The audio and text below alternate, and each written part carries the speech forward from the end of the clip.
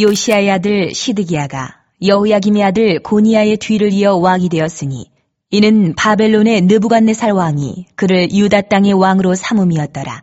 그와 그의 신하와 그의 땅 백성이 여호와께서 선지자 예레미야에게 하신 말씀을 듣지 아니하니라.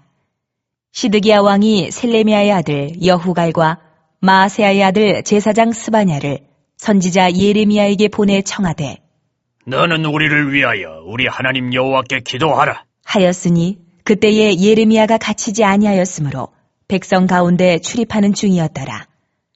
바로의 군대가 애굽에서 나오매 예루살렘을 애워쌌던 갈대아인이 그 소문을 듣고 예루살렘에서 떠났더라. 여호와의 말씀이 선지자 예레미야에게 임하여 이르시되 이스라엘의 하나님 여호와께서 이와 같이 말씀하시니라.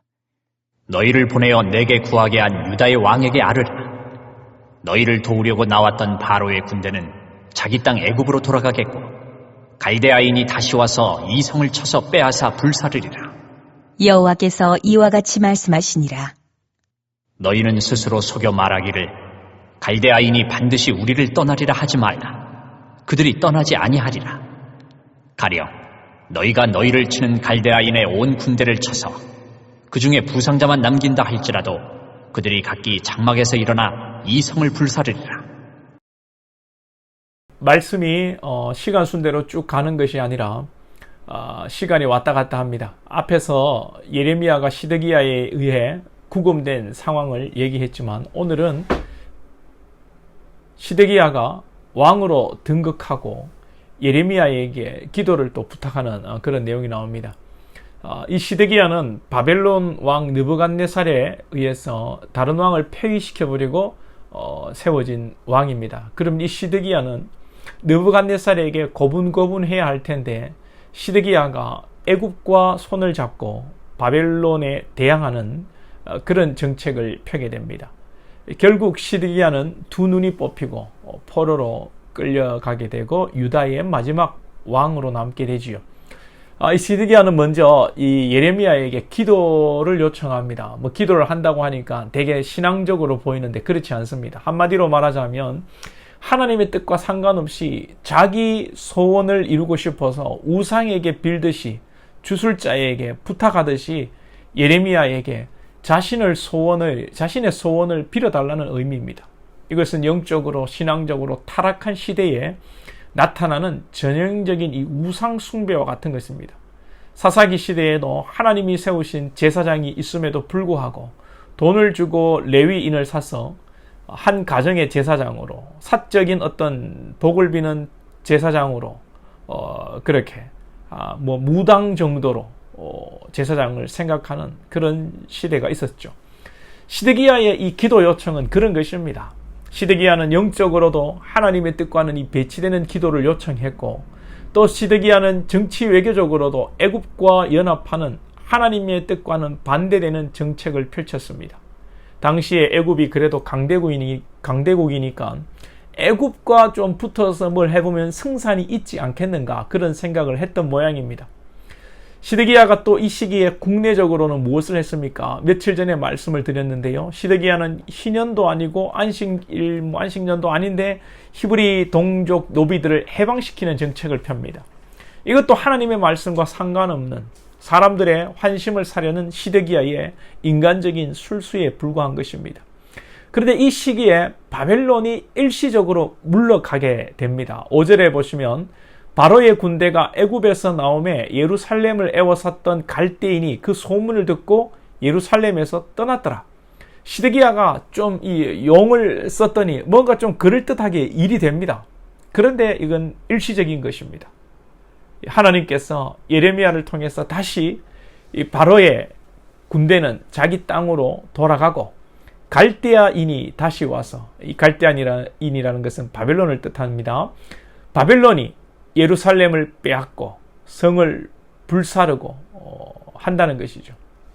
아무리 사람이 정치적, 외교적, 종교적으로 힘을 쓴다고 하여도 하나님의 뜻과 계획은 꺾을 수 없는 것입니다.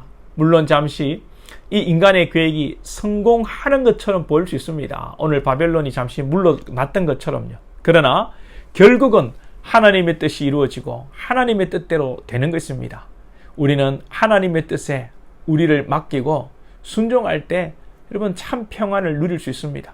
그런데 우리 이 인간의 이 욕심이 우리를 순종하지 못하게 하고 우리의 욕심이 우리의 눈을 가리고 하나님의 뜻을 보지 못하게 하는 것입니다. 시드기야 눈에는 애굽과 손잡으면 이길 수 있을 거라는 생각이 들어서 바벨론에 대항한 거 아니겠습니까? 만약에 바벨론에게 진다는 것을 알면 어찌 애굽과 손잡고 바벨론에 대항할 수 있겠습니까? 우리가 세상 사는 것도 마찬가지입니다. 우리 생각대로 하면 될 것 같다는 생각이 자꾸 듭니다. 하나님의 말씀은 고리타분해 보이고 하나님의 말씀대로 살면 세상에서 정말 뒤처질 것 같고, 그래서 하나님의 뜻을 외면하고 내 생각대로 내 뜻대로 살려고 하는 거죠. 이 세상을 보면 정말 내 이성적으로 내 지식으로 생각한 대로가 다 맞는 것 같고 또 내 생각대로 하면 다 될 것 같지 않습니까? 시드기야도 여러분 그렇게 생각한 겁니다. 시드기야가 그렇게 악하고 나쁜 사람이라서가 아니라 하나님과 원수지고 살아야지 그렇게 생각하고 산 사람이 아닙니다. 지극히 상식적이고 보편적인 생각으로 정책을 펴고 정치를 하고 종교적으로 선지자에게 기도를 부탁한 것일 수도 있습니다. 그러므로 우리가 하나님의 뜻을 구하고 순종하는 일 이조차도 우리 안에서 자발적으로 절대로 이루어질 수 없는 일이기에 이것이 바로 주의 은혜로 된다는 것을 알아야 됩니다. 그래서 우리가 구할 것은 하나님의 은혜인 것이죠. 평안할 때이든지 위급한 일을 만났을 때이든지 무슨 일을 결정해야 할 때이든지 우리가 구할 것은 하나님의 인도하심, 하나님의 은혜인 것입니다. 우리 신앙은 철저하게 하나님의 은혜를 구하는 신앙이어야 합니다. 이 은혜는 내게 잘 되게 해달라는 것이 아니라 내 뜻대로 되게 해달라는 은혜가 아니라 오직 주의 뜻대로 이루어지도록 우리가 주의 뜻을 깨닫고 또 깨닫지 못한다고 하여도 우리가 부지 중에라도 주의 뜻대로 행하게 해달라고 구하는 것입니다.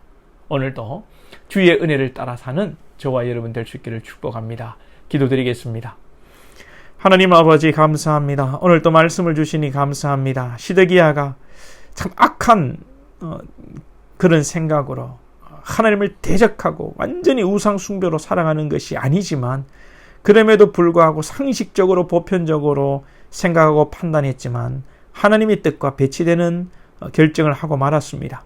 하나님 우리 인생 가운데 우리의 생각으로 하면 될 것 같고 이것이 상식일 것 같지만 정말 이것이 또한 하나님의 뜻이 아닐 수도 있사오니 주여 우리 안에 판별할 수 있고 분별할 수 있는 능력이 없사오니 오직 주의 은혜로 모든 것을 판단하고 또 판단하지 못한다고 하여도 부지 중이라도 주의 뜻대로 행하는 우리 백성들 되게 하여 주옵소서.